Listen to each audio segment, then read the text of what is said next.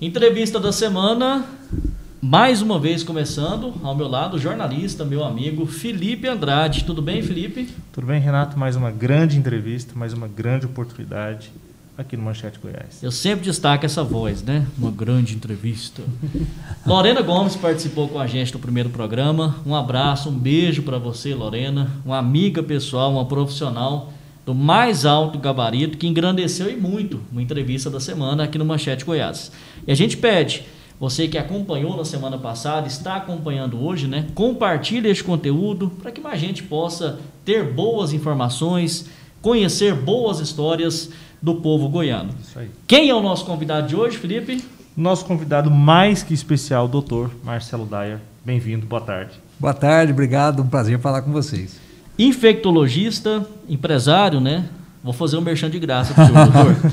Dono da clínica Vacina aqui em Anápolis. Ocupa alguns cargos aí na questão da Santa Casa, até explicando, a CCIH é o que, doutor? É a Comissão de Controle de Infecção Hospitalar. Da Santa Casa e do ANA. E do Hospital de Urgências, isso. Isso, e também professor na Univangélica. É isso? E diretor técnico, sou médico no programa de DST-AIDS do município de Anápolis, faço atendimento de pacientes com HIV, com hepatites, e a gente faz a prevenção das DSTs. Olha só, quero ver arrumar tempo, né? Para fazer isso tudo. Esse é o nosso convidado de hoje, uma referência no assunto aqui no estado de Goiás, Dr. Marcelo Dyer, infectologista, né? Mas a gente vai destacar hoje um assunto que...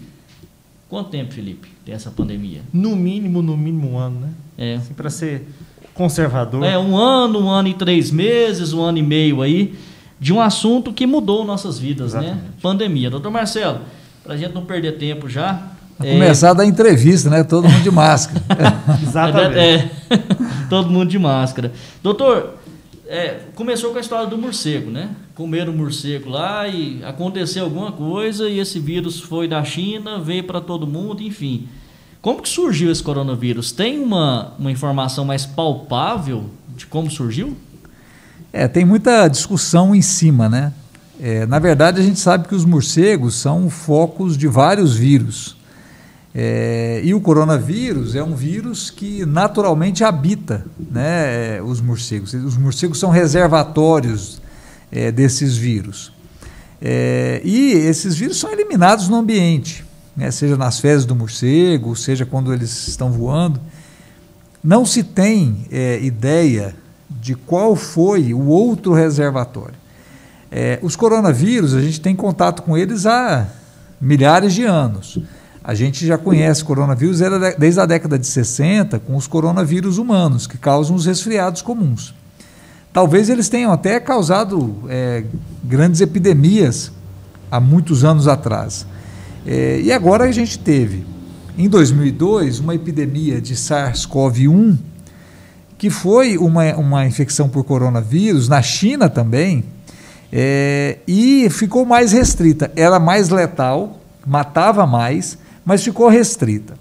Em 2007 e 2008, uma outra epidemia de coronavírus, que foi denominada de MERS, que era a infecção respiratória do Oriente Médio, e era transmitida por dromedários e camelos, e ficou restrita ao Oriente Médio.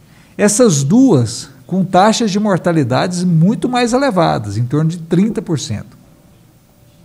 E aí, tanto é que a China já tinha pesquisas com coronavírus por conta do que tinha acontecido em 2002 e 2003 com o SARS, a primeira infecção respiratória aguda grave que aconteceu lá em 2002 e 2003. Então, quando começou a acontecer os casos de pneumonia atípica, né, uma pneumonia de uma maneira diferente, no final de dezembro de 2019, início de janeiro de 2020, eles já sabiam que podia ser alguma coisa relacionada a coronavírus. Por isso que a pesquisa foi rápida, por isso que andou rápido, né, essa avaliação. Agora, de onde veio especificamente, isso aí vai ser uma discussão que vai crescer daqui a pouco. A gente não sabe exatamente se foi uma falha de laboratório, parece que não, ou se foi a evolução natural do vírus, porque ele começa a buscar um organismo para infectar, e ele vai se adaptando.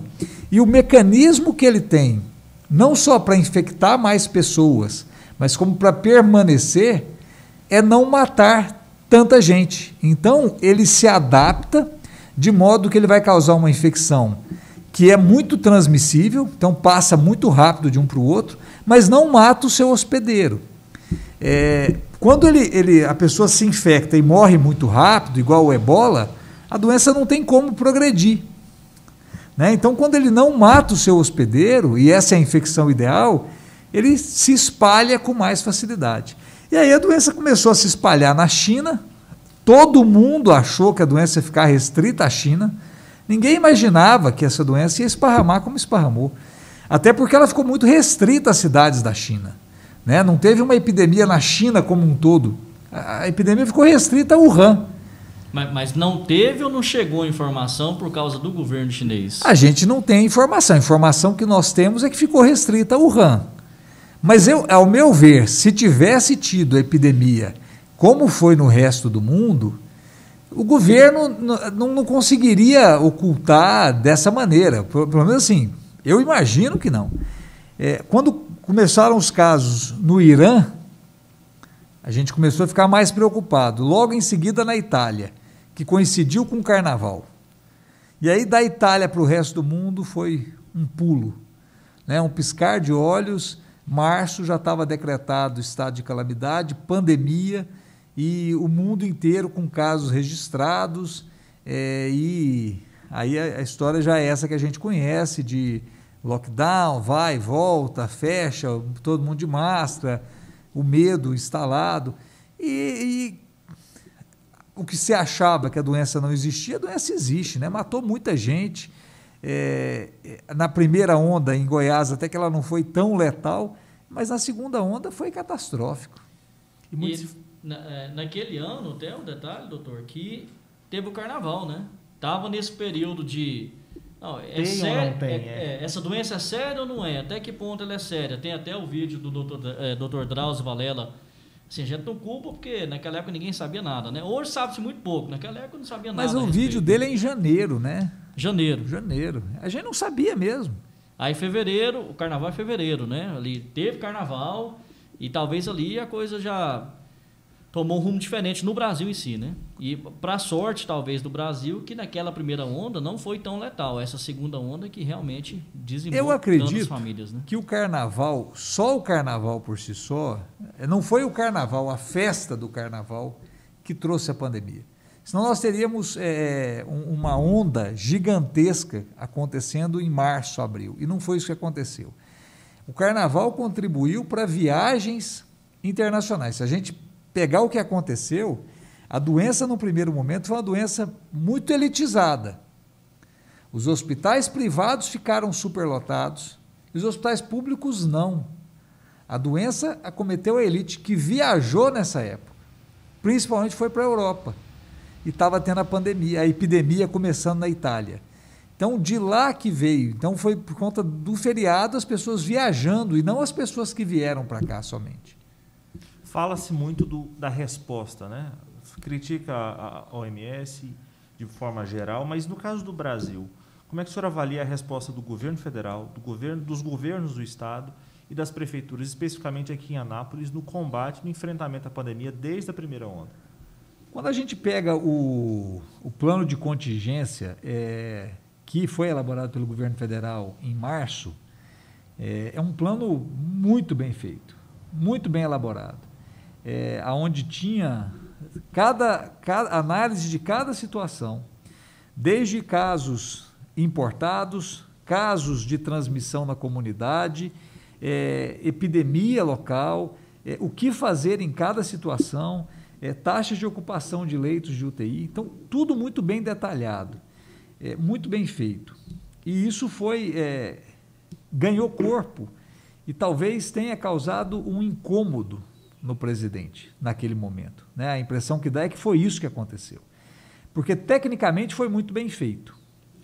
E aí houve aquela mistura política com técnica, né? E aí houve a retirada do ministro, do Mandetta, naquela ocasião, com a sua equipe.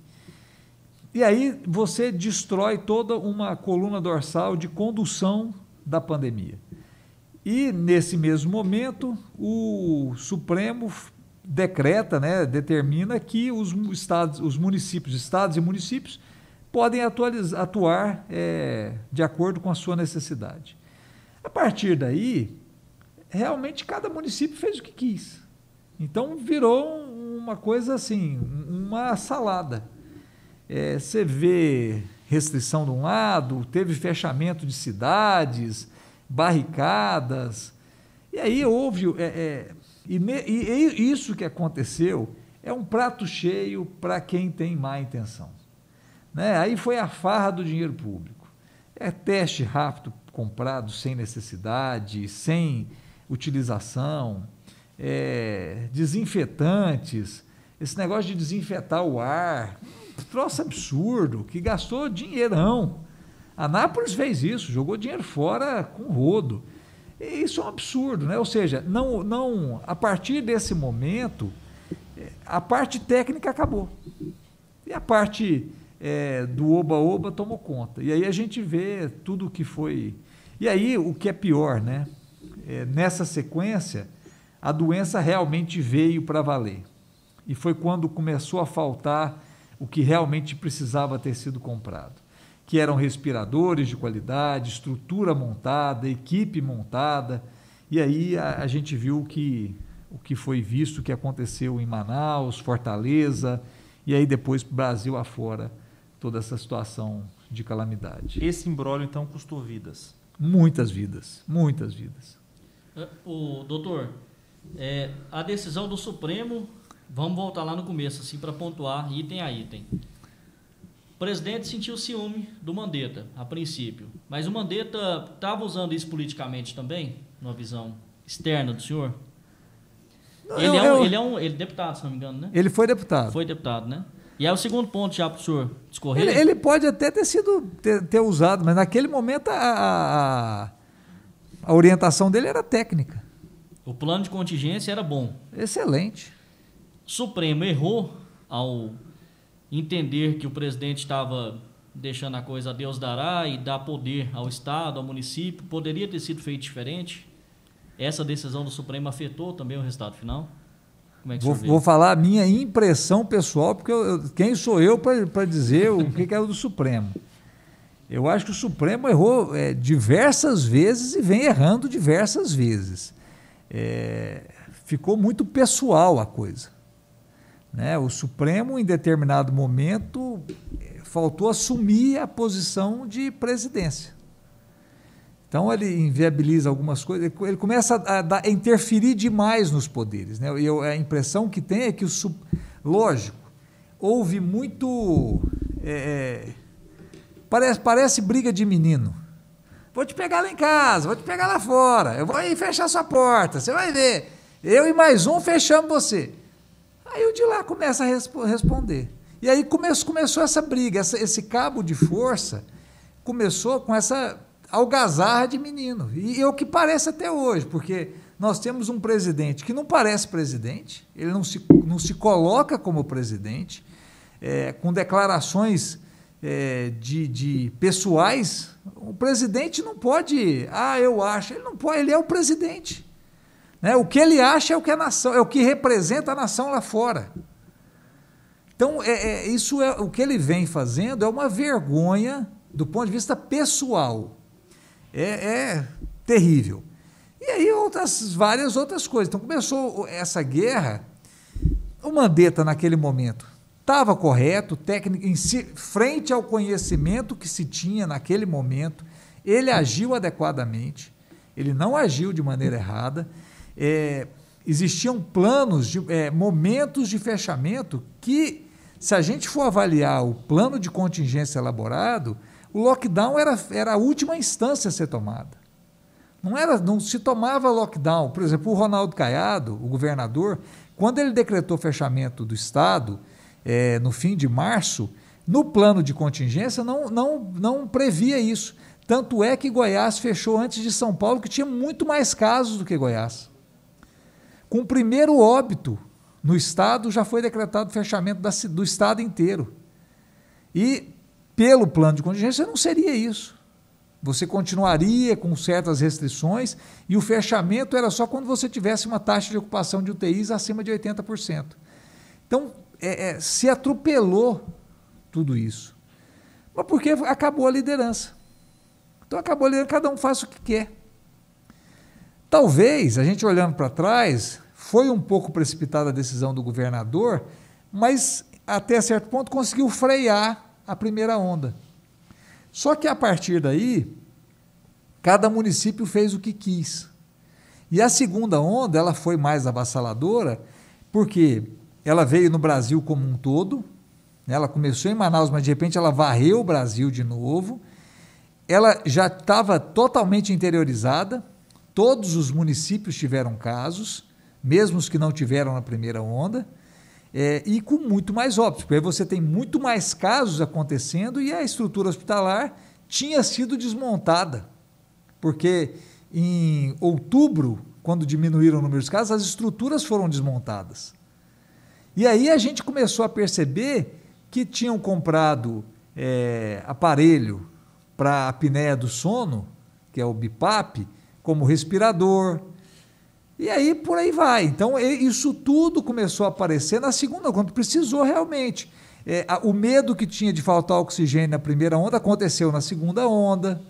Então, ao invés de nos prepararmos, nós deixamos a coisa acontecer. Em janeiro, quando viu o que estava acontecendo na Europa, ninguém tomou nada, nenhuma ação. O Ronaldo Caiado, eu lembro que em fevereiro propôs lei seca. Nenhum município adotou. No carnaval, em março, com o feriado, também ele voltou a falar, não fizeram nada. E aí a sequência foi o que a gente viu. Agora, a gente que acompanha de fora, o Felipe diverge um pouquinho de opinião comigo e isso é salutar. Mas a gente não entende, doutor, dinheiro teve e tem, né? A princípio tem.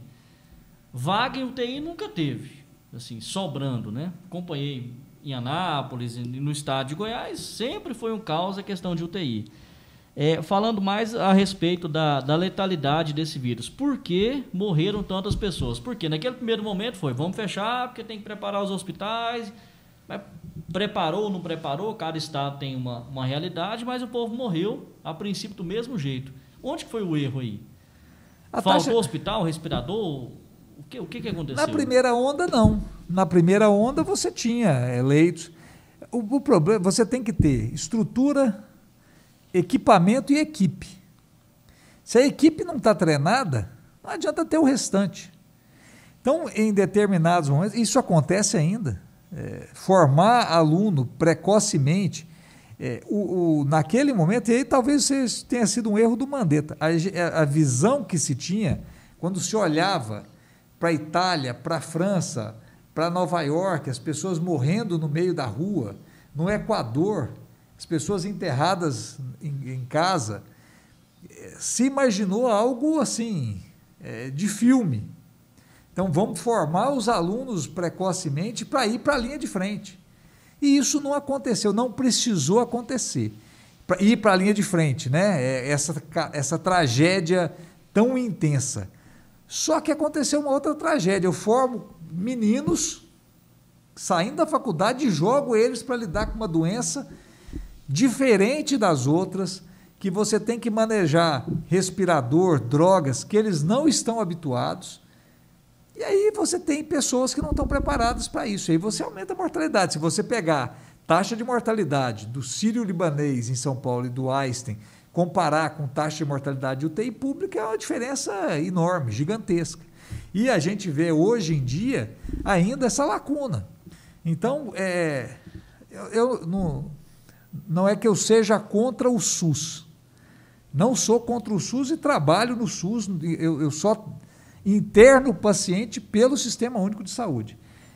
Eu não atuo em nenhum hospital particular hoje aqui em Anápolis. Mas, claramente, você tem uma lacuna enorme do SUS para os hospitais privados. Por exemplo, você interna um paciente no hospital privado, aí você pede drogas, inibidores de interleucina, antivirais potentes, família se vira, compra e tal. No SUS não tem nada disso. Então você não tem tocilizumab, você não tem, é tudo caro. E quando você vai para a Conitec para aprovar o uso do ECMO, que é a respiração extracorpórea, a Conitec não aprovou. Diz que não deveria ter. É restrito, é difícil? Mas tem benefício. Né? Então, houveram, a gente vê a lacuna volta a aumentar. Assim como a lacuna da educação aumentou, escola privada ou pessoas com mais poder conseguem estudar, tem celular, tem internet, e as pessoas mais pobres não têm nada disso. A lacuna da saúde aumentou também. Então, as pessoas... mas teve gente rica que tinha plano de saúde que morreu. Teve superlotação de todos os hospitais. Mas quem conseguiu internação, as taxas de mortalidade nos hospitais privados de ponta é muito menor que nos hospitais públicos. Saíram notícias nesse sentido, não sei se hoje mantém esse número, essa média, mas de 10 pessoas entubadas, 8 estavam morrendo. Então, mais ou menos isso. É mais ou menos isso. No hospital de urgências não chega a tanto, mas é mais ou menos isso mesmo. Mas aí não é só isso, né? São pacientes muito graves. A doença, o que acontece? No geral, 80% vai ter forma até moderada, mas vai sair. 20% vai precisar de internação. E desses 20%, 5% precisa de unidade de terapia intensiva. A mortalidade está nesses 5%. E a doença, ela é traiçoeira. Você atende o paciente, e eu estou com alguns pacientes assim, você faz a tomografia, está lá 5%. 4, 5 dias depois tem 75% de acometimento. Então isso é assim, até não vou dizer, não, irmão de uma repórter, colega de vocês, que está numa situação assim. Atendi 5% de comprometimento pulmonar. Saturação não estava boa, hoje tomografia com 75% de comprometimento. A doença é muito... você não sabe o que faz, assim, ela evolui muito rápido em alguns casos. E isso deixa a gente realmente de mãos atadas. E aí vem outro problema. Houve muita propaganda de medicamentos. E na rádio as pessoas iam falando. Eu costumo falar o seguinte, as pessoas usam o que quiserem usar, desde que tenha orientação médica. Porque usar por usar dá problema. Né? E esse rapaz é um deles. Ele estava usando corticoide, usou por orientação até de dentista, mas estava usando muito corticoide, muito antibiótico, e quando descobriu a doença, voltou a usar o corticoide. O corticoide utilizado precocemente acelera a doença, ele piora porque ele diminui a resposta imune da pessoa e aumenta, o vírus replica com mais velocidade. Então, alguns casos assim eu vi. Teve caso, inclusive um caso, que eu suspendi o corticoide da paciente, a paciente piorou, conversei com a família, pedi para internar, não internaram, no dia seguinte a paciente estava pior, pedi para internar, não internou, ela internou só posteriormente, no final ela morreu. A família me culpa por ter tirado o medicamento. O medicamento que eu tirei tinha indicação de ser retirada. Agora, eu não passei cloroquina, não passei ivermectina. As pessoas que me conhecem, e a gente deixa isso claro na clínica, eu não prescrevo esses medicamentos. Quem quer tomar, eu não tenho nada contra a pessoa tomar. Se me perguntar o que você acha, eu não recomendo, eu não prescrevo. Quer tomar, pode tomar. Agora, o corticoide, eu realmente, se tiver sob meu acompanhamento, eu não deixo usar, ou então eu peço para não usar. Mas teve algum momento, antes da doença ou no momento que tem os primeiros sintomas, por que criou essa febre o presidente falou e tudo, mas se não tivesse nenhum resultado, isso não morreria por si só, doutor? O que acontece é o seguinte, você tem naquela situação, você tem uma pandemia, morrendo muita gente, e busca de medicamentos. Com HIV foi assim também. É muito mais fácil eu buscar na minha farmácia de drogas que eu já tenho, já foram desenvolvidas, e testar, do que eu tentar desenvolver uma nova droga. Então, o que se faz nesse momento? vamos pegar drogas que a gente já sabe que tem uma certa ação antiviral. E aí se pegou cloroquina, pegou medicamento para HIV. Vamos tentar, é um vírus RNA, vamos pegar os remédios de AIDS, quem sabe funciona. Fizeram teste com remédios para HIV. No Japão, na Itália, na China. Na Itália tinha protocolo com medicamento para HIV, que é o Caletra. Protocolo do paciente que está nessa fase e utiliza o Caletra, tudo escrito. Porque era uma situação catastrófica, as pessoas estavam morrendo. Vamos tentar fazer o que puder fazer para salvar. E aí o que começou a observar? Quem usou morreu, quem não usou morreu também. E a proporção era igual. Em alguns casos, até quem usou morreu mais. Ou seja, esses remédios não funcionam. Então, vamos começar a buscar outros. Então, é essa busca de medicamentos. Quando você tem 80% das pessoas que não morrem, se usar ou se não usar, é muito difícil a comparação. Precisa realmente ter trabalhos, eu preciso ter avaliação. Não adianta só ver in vitro. In vitro, a cloroquina não funciona. A cloroquina é a prova mais... a cloroquina tem vários e vários trabalhos que mostram e se comprovam que ela não funciona. A ivermectina, talvez, mas também parece que não. A nitoxanida, talvez, mas também parece que não. Não tem, a gente precisa de uma droga antiviral, uma droga potente antiviral. Uma droga mais ou menos não resolve. É isso que as pessoas precisam entender. A gente precisa de uma. Não é que a gente não queira usar uma droga. Todo mundo quer uma medicação. Eu perdi vários amigos pessoais meus. Você acha que se eu não tivesse uma medicação que funcionasse, eu não teria utilizado? Sabe assim, você poder utilizar alguma coisa. Eu sou antigo. Quando eu comecei a clinicar, era a época da AIDS, nós não tínhamos medicamento para os pacientes com AIDS. Em 1990, a perspectiva era que no ano 2000 não haveriam leitos no Brasil para internar pacientes com AIDS, porque não tinha perspectiva. Os medicamentos antirretrovirais revolucionaram, mudaram o curso da doença. E nós usamos muito. Eu prescrevo medicamento antirretroviral todo dia. Se eu tivesse um medicamento para tratar a Covid, todos os infectologistas iriam usar. Todos. Não é uma questão política, é uma questão de vida. Todos iríamos usar. E qual a importância da vacina nesse cenário? A vacina é importante porque o que a vacina faz? A vacina mostra para o seu organismo, te apresenta o vírus. Então, ao invés de você adoecer, eu te mostro o vírus pela vacina. Então, a importância dela é fazer a famosa imunidade coletiva ou imunidade de rebanho. É pôr pessoas produzindo anticorpos, de uma maneira que ela não adoeça. Porque se a gente for esperar todo mundo adoecer, eu vou matar muita gente, vai morrer muita gente. Então, a melhor forma, eu apresento o vírus para ela, ou uma parte do vírus. Então, por exemplo, essa parte, eu vou olhar, é uma caneta. Ah, mas a caneta completa é assim. Não, mas só assim eu já sei que é a caneta. Então, eu vou produzir anticorpos. Quando a caneta chegar assim para mim, eu já vou saber que é uma caneta. É isso que a vacina faz, ela apresenta para o meu organismo as partes do vírus, a gente chama de antígeno.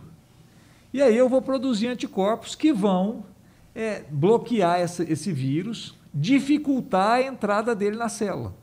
Isso que a vacina faz. Qual que é... Hoje a gente ouve muito, e é comum, amigos nossos, né?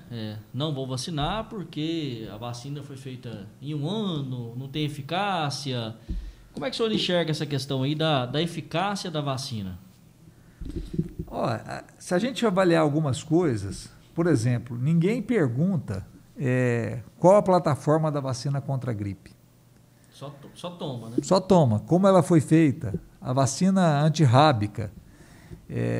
Ninguém pergunta. A vacina de febre amarela, a vacina de febre amarela, existe risco de morte muito maior que da Covid. É uma vacina de vírus vivo atenuado. Ninguém pergunta, inclusive tem pessoas idosas que queriam viajar, isso antes da pandemia, brigavam por vacinar, mesmo não tendo indicação. E aí, ou seja, a gente não conhecia nada e acreditava em tudo. Hoje, a gente acha que conhece tudo e não acredita em nada. Então, aí ninguém quer fazer. O conhecimento científico que nós temos hoje, para se desenvolver essas vacinas, foi rápido? Foi rápido. A necessidade era essa. Se a gente não tivesse essa urgência, talvez ficaria para 2022 a vacina. Mas nós temos uma urgência. Então, as pessoas estão morrendo. Situação catastrófica. Então, era uma urgência.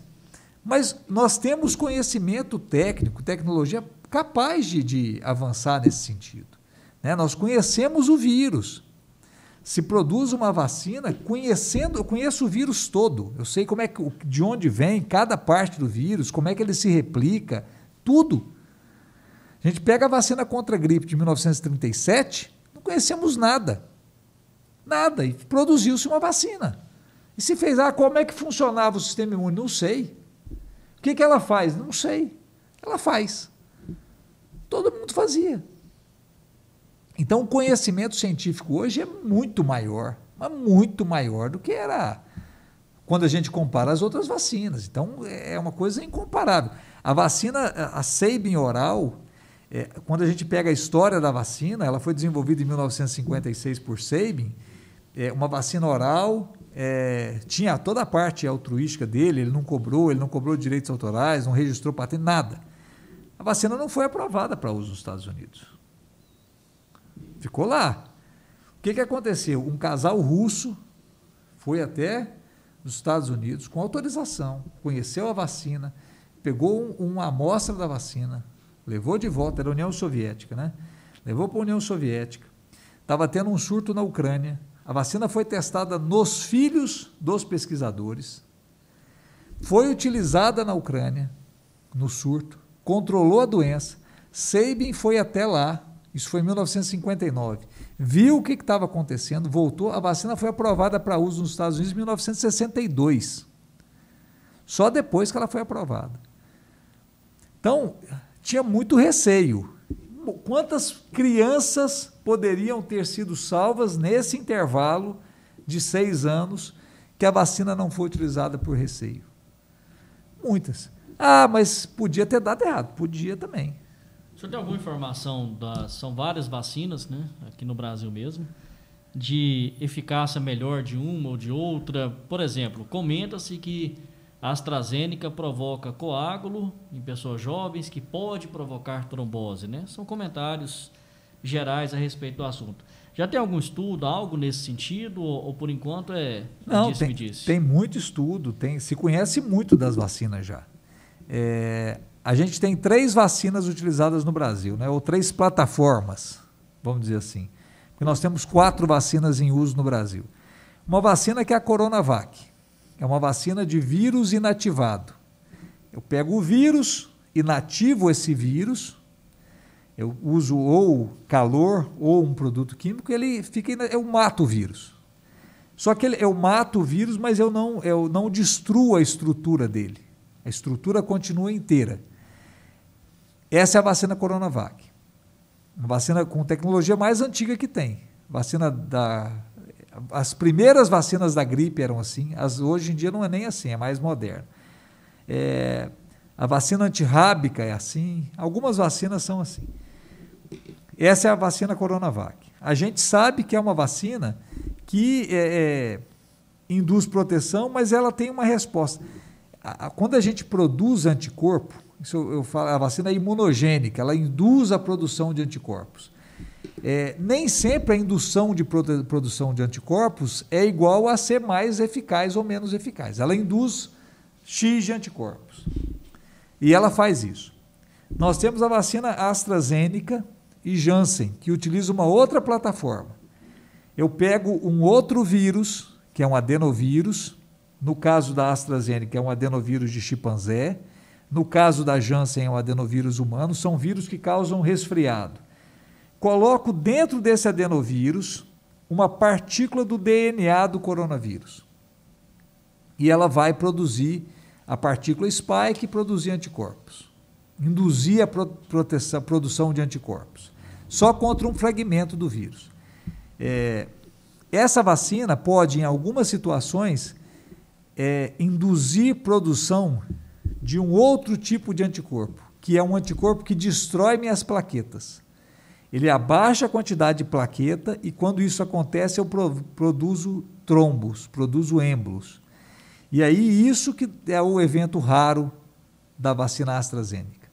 Então é a produção de plaqueta baixa, diminuição de plaqueta com o efeito de trombose.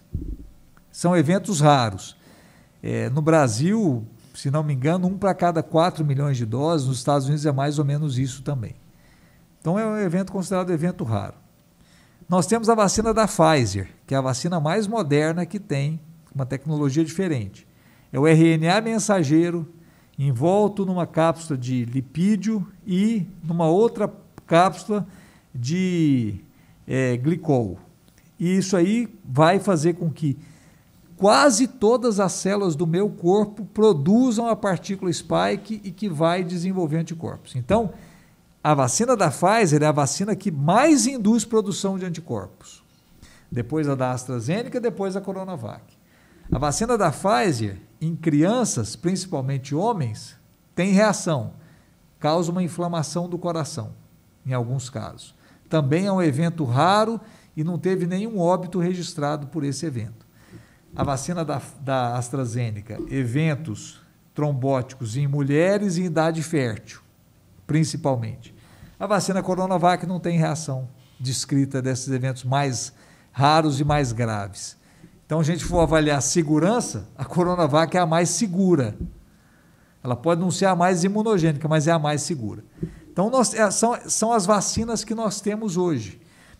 Nós temos outras vacinas para ser liberadas, que são vacinas de partículas, né? Que é a Novavax, uma outra vacina, e tem várias outras plataformas, vírus vivo atenuado, que talvez seja mais imunogênica, vacina nasal, várias vacinas que vão surgir por aí com o tempo, né? São vacinas mais modernas e buscando uma eficácia maior. E o senhor acredita que o pós-vacina, como é que o senhor vê esse cenário? Só para deixar claro, o senhor é a favor da vacina, independente de qual delas seja, o senhor tem certa restrição, só para deixar esse posicionamento? Eu acho que eu sou a favor da vacina, eu já tomei as minhas 2 doses da vacina, eu fiz a vacina AstraZeneca, que foi a vacina que foi colocada para mim. Recomendei para que a minha mãe fizesse a vacina, minha mãe se vacinou, ela fez a Coronavac, que era a vacina que foi colocada para ela na época, ela fez as 2 doses. Meu filho mora na Inglaterra, tomou a vacina, fez a vacina da Pfizer, fez as 2 doses já. E eu acho que isso é importante, a vacina, eu sou a favor, eu trabalho com vacina a vida inteira, eu sou a favor das vacinas, e as vacinas, depois da água potável, é o instrumento que salva vidas. Cenário pós-vacina, como é que o senhor avalia? Eu acho que a gente tem que ter 2 coisas. Esse primeiro momento, a gente tem que pensar em vacina muito mais para ação coletiva do que para ação individual.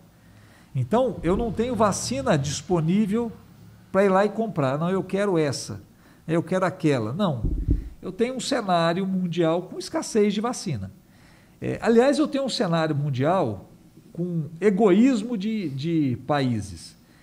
Vários países compraram quantidades 3 a 4 vezes maiores do que a sua população, porque achava que eu vou vacinar minha comunidade, né? E o restante do mundo não me importa. E agora eles estão vendo que se não vacinar o mundo inteiro, importa muito para eles. Então, começa daí. Nós temos um cenário que você tem países do primeiro mundo com vacinas mais imunogênicas e o resto compre o que sobrar. Nesse cenário, a gente tem que usar o que tiver. Muito mais para diminuição da transmissão e diminuição da velocidade do vírus. Então, ação coletiva, muito mais do que individual. Isso nesse momento é importante. Então eu não posso pensar que eu estou querendo eu me proteger. Eu tenho que me vacinar para me proteger e proteger, diminuir a transmissão do vírus. Quanto mais pessoas vacinadas, maior a proteção. Eu imagino que vocês já tenham sido vacinados com uma dose. Sim, né? Como jornalistas. A primeira dose, sim. Então, isso faz o quê? Faz com que o vírus dificulte a circulação. Se o vírus chegar aqui, por exemplo, se ele me infecta, ele vai ter dificuldade de infectar vocês. Diferente se a gente não tivesse vacinado. Não tendo vacinado, um pega e passa para todo mundo. Então, isso é proteção coletiva. Então, quanto mais pessoas vacinadas, melhor. Vai diminuir transmissão, diminuir circulação do vírus. Então, é uma coisa coletiva agora. Então, você toma vacina pensando também no próximo, né? Sim. Não só em mim. Com certeza. Uma outra situação também, inclusive, nessa semana que voltou à tona, o caso da apresentadora Ana Maria Braga, tomou as 2 doses, contraiu o vírus, e aí muito se falou disso também. Até o governo de Goiás ontem lançou um vídeo informativo falando disso. Como é que funciona essa questão? Mesmo com as 2 doses da vacina, eu posso contrair o vírus e posso transmitir também, é isso? Nenhuma vacina dá proteção de 100%. Nenhuma. Nenhuma das que nós temos hoje liberadas para utilização no mundo. A vacina da varíola, desenvolvida em 1790 por Edward Jenner, que foi capaz de erradicar a doença em 1976, não dava proteção de 100%. Mas, quando tem uma quantidade enorme de pessoas vacinadas, os que a vacina conseguiu proteger, essas pessoas protegem os que não se vacinaram. Efeito casulo. Eu bloqueio o vírus, ele tem dificuldade de circulação. Então, nós vamos ver ainda muitas pessoas vacinadas adoecendo. Com certeza nós vamos ver. Porque a vacina não dá proteção de 100%. A gente vê pessoas que se vacinaram contra a gripe que gripam. Pessoas que se vacinaram contra a gripe que griparam e morreram. Então, nem a da gripe não dá proteção de 100%. As vacinas foram desenhadas muito mais para diminuir a gravidade da doença do que para impedir infecção. Então, as pessoas vão se infectar e, no geral, tendem a ter uma forma mais leve da doença. E a gente vem observando isso. Tanto é que a faixa etária de internação tem diminuído e a gravidade da doença também tem diminuído nos idosos. A gente observando os gráficos, a gente vê isso claramente. Vamos fazer um pinga-fogo, se o Felipe tiver alguma também, pode mandar aí que o doutor Marcelo responde. Doutor, comentou-se muito de pega o vírus pelo ar. Mas se pega pelo ar, você está em casa, sem máscara e pegou o vírus, né? Assim, tem isso, pega pelo ar. A transmissão é pessoa a pessoa. Eu preciso ter uma pessoa infectada para transmitir a doença. Certo. Vacina todo ano vai ter que vacinar o mundo inteiro? Talvez não. O mais provável é que não. Talvez a gente tenha que fazer mais uma dose por conta das variantes, mas talvez seja uma vacina como a da gripe para algumas populações. A questão do fique em casa, qual que é a opinião do senhor? Que foi levar para um extremo, a gente sabe, mas qual que é a opinião do senhor? Nós temos conhecimento suficiente hoje para avaliar o que ficar em casa e em que momento ficar em casa. Eu acho que a gente nós vamos precisar avaliar muita coisa. Eu acho que ficar em casa radicalmente, eu acho que não tem tanta necessidade. Mas diminuir circulação em alguns momentos talvez precise. A máscara veio para ficar? O senhor imagina quando que a gente vai poder tirar essa máscara e viver como antes? Eu acho que a máscara, a gente tem que avaliar algumas situações, né? Eu acho que existe um certo exagero da máscara. Por exemplo, na rua, ao ar livre, não tem necessidade de máscara. Num ambiente fechado, com pouca circulação de ar, tem necessidade de máscara, ainda. Mas eu acho que em determinado momento, quando a transmissão cair, a máscara vai para ficar para hospitais, para algumas situações, mas para todo lugar não. Teve a segunda onda que o vírus se tornou um pouco mais letal. Se eu estiver falando bobagem, o senhor pode corrigir. Tem o risco de vir a terceira onda, a quarta onda, a quinta onda e esse vírus se transformar num ebola, num vírus mortal, mais mortal? O que está acontecendo não é que o vírus está mais mortal. O vírus não está matando mais. O vírus está infectando mais pessoas. Se o vírus estivesse matando mais, se ele tivesse mais agressivo, a gente não tinha tido a terceira onda. Nós teríamos muitas mortes e poucas internações. Então teve mais transmissão. Eu vi o que o vírus está fazendo, a impressão que tem, ele pode até estar um pouquinho mais agressivo. Ele está mais infeccioso. Eu preciso de menor quantidade de vírus para infectar mais pessoas. Então ele está mais eficiente. E talvez ele vai se tornar tão eficiente que ele vai infectar muita gente e vai matar menos. Que ele vai se adaptar. Se ele mata o hospedeiro, ele morre junto. Então talvez ele se torne mais eficiente e mate menos. Talvez, isso é uma suposição. E neste caso das variantes, as vacinas continuam sendo eficazes? As vacinas ainda são eficazes. A variante da África do Sul é a variante que foge um pouco da vacina. As outras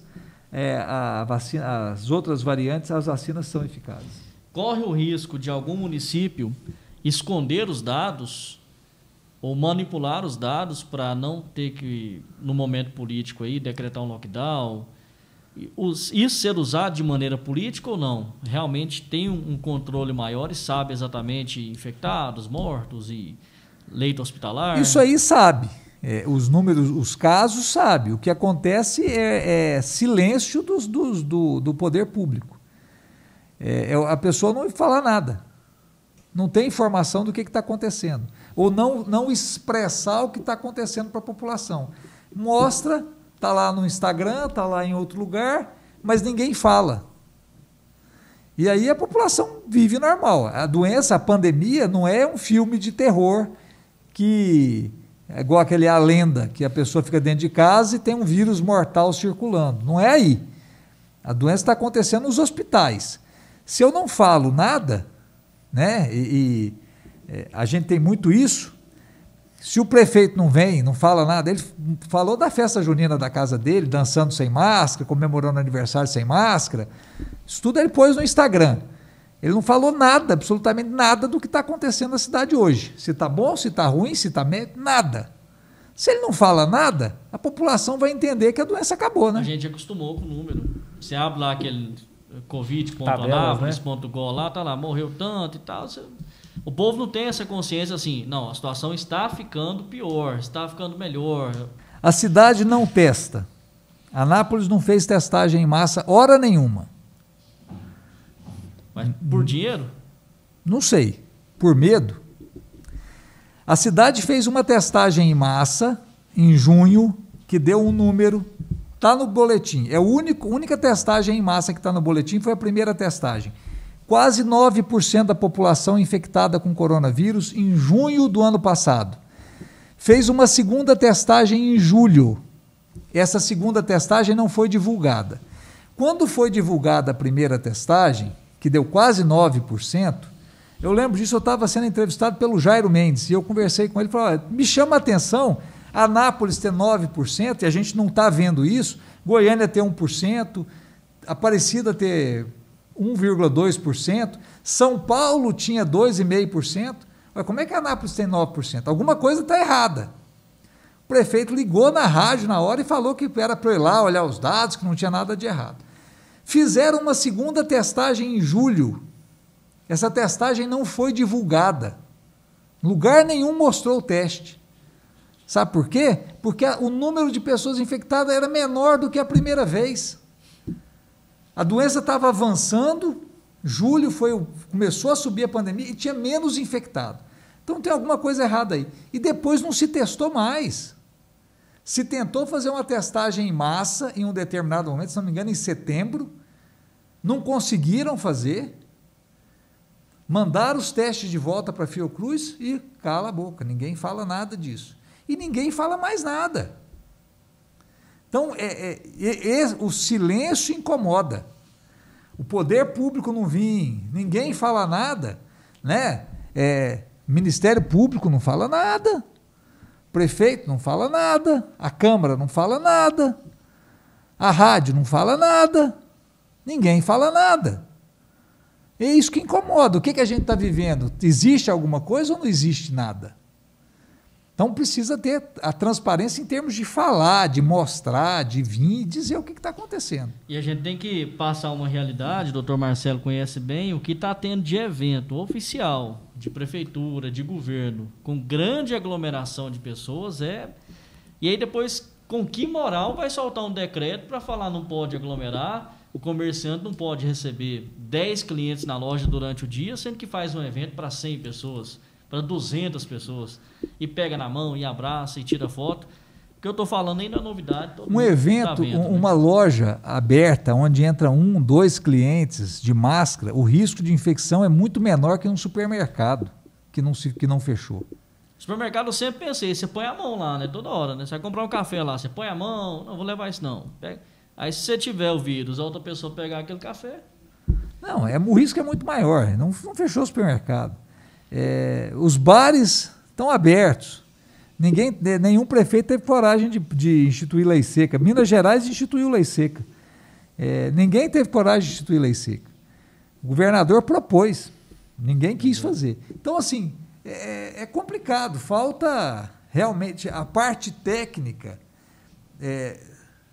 associar com a questão política e funcional, que é mais importante, que seria as vidas das pessoas, salvar vidas. No âmbito nacional, a gente tem outro problema, que é uma briga política também, inclusive com uma CPI no Senado. Isso atrapalha ou ajuda nesse momento? Isso atrapalha, né? Isso é uma vergonha, é uma palhaçada. Não teria por que ter isso agora, né? Eu acho que essas denúncias poderiam ser apuradas. Tem denúncia de nada, né?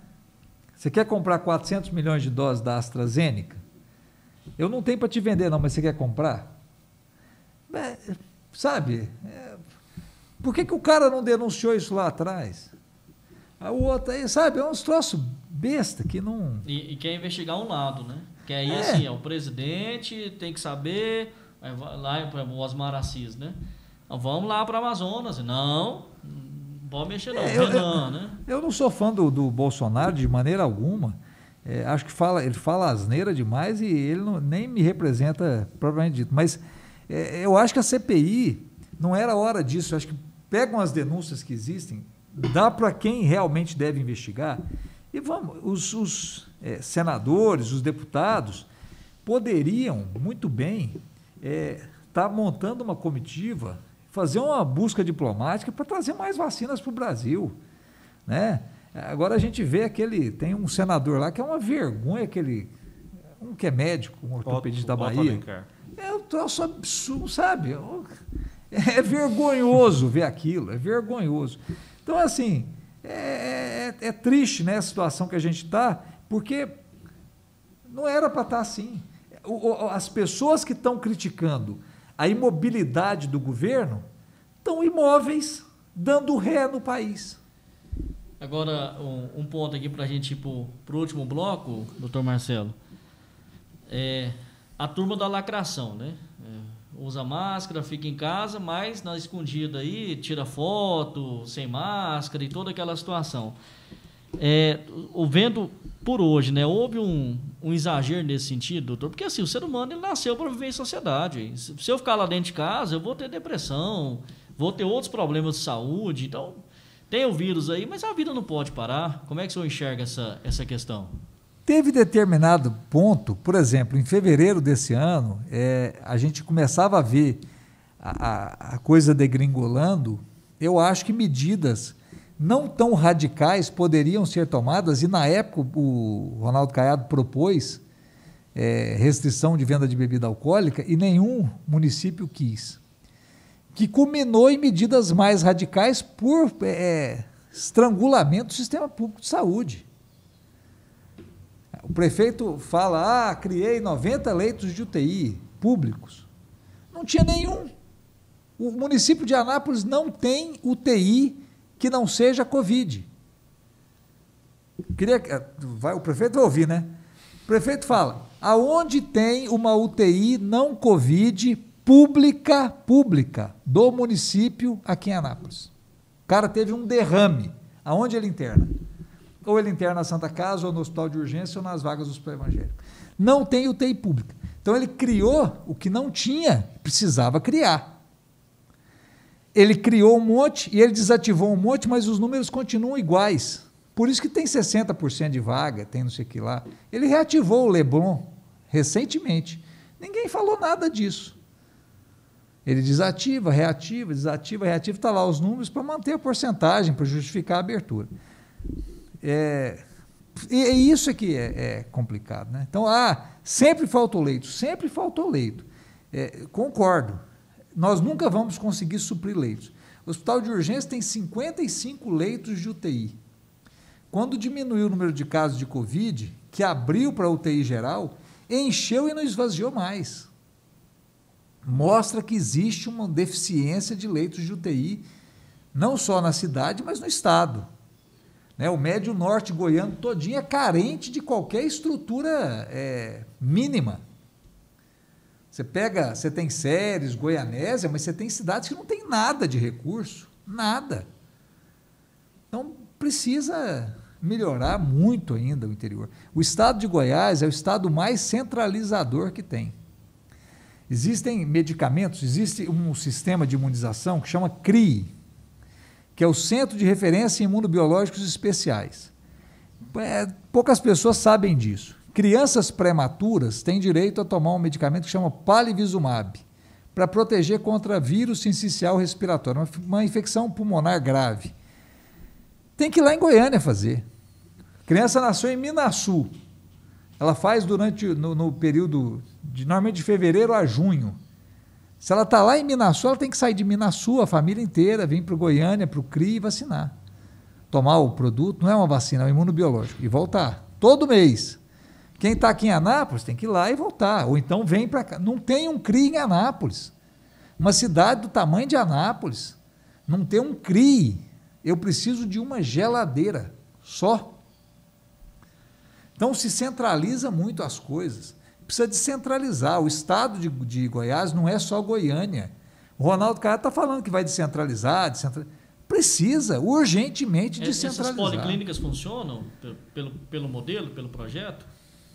É importante, precisa tentar funcionar. Vai tentar abrir uma em Goianésia agora. Tem que levar um profissional para lá, dar condições para ele ficar lá.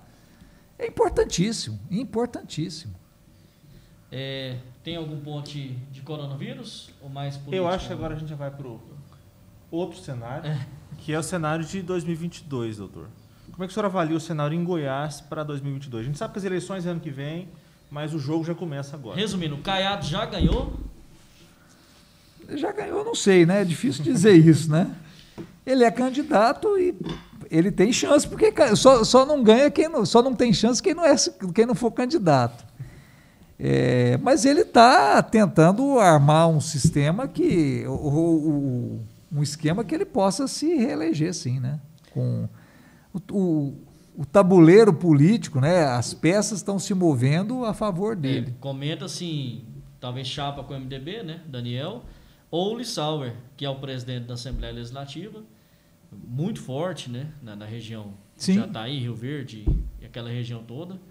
Então, Lincoln TJ, que é o vice, talvez não seja, né, o vice na próxima, e deve figurar mais aí Daniel e Lissauer. Claro que semana que vem, tudo que eu falei aqui não vale nada. E o Mendanha, né? O Mendanha vem fazendo um excelente governo frente à Aparecida e tem uma chance enorme de ser um contraponto aí. Aí fica um ponto. O Mendanha seria a oposição, né? Seria o duelo com o Ronaldo Caiado. Mas a gente vê a máquina trabalhando muito para minar qualquer tentativa dele. Claro que pode sobressair, até para trazê-lo. Até para trazê-lo. Junto do grupo, Então, assim, hoje o cenário aponta muito, muito em favor de Ronaldo Caiado. Mas tem pandemia. Um cenário que se desenhasse com Ronaldo Caiado de candidato a governo, Daniel Vilela de vice, ou o Mendanha de vice e o Daniel de senador, aí